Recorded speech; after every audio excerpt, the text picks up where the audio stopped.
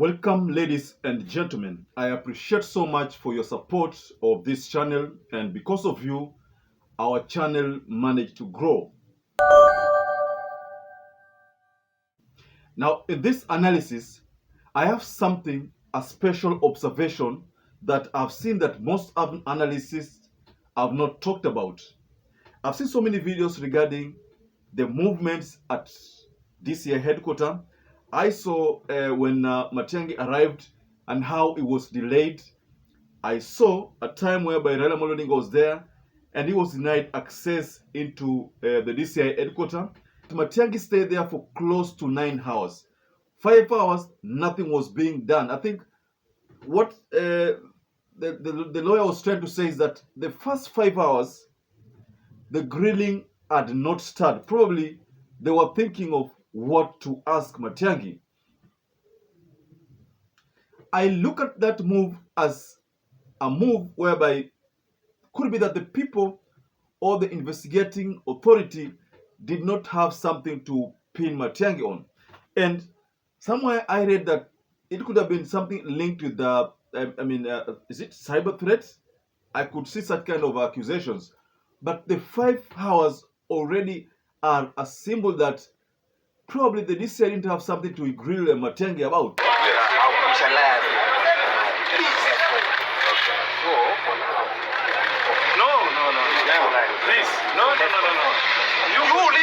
You consult them. Yeah. Now, dear viewers, I don't know whether you see the same point that I see.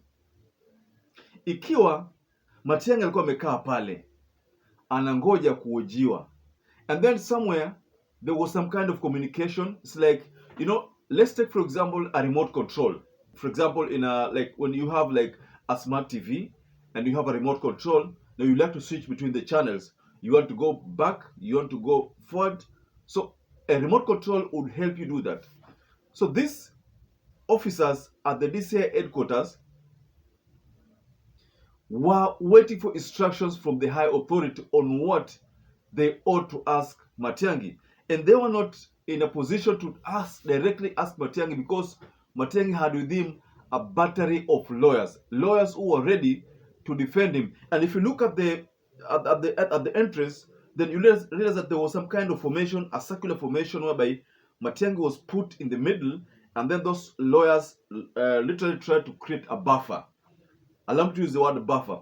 They tried to create a buffer, and that made it impossible for the officer to directly access Matiangi. There was no way they could hold Matiangi, probably take him to a cell or take him to any other place, because the strategy worked well for Matiangi, the buffer of lawyers. And then if you look at the skirmishes which were almost erupting, especially in the KISII, there were so many demonstrations.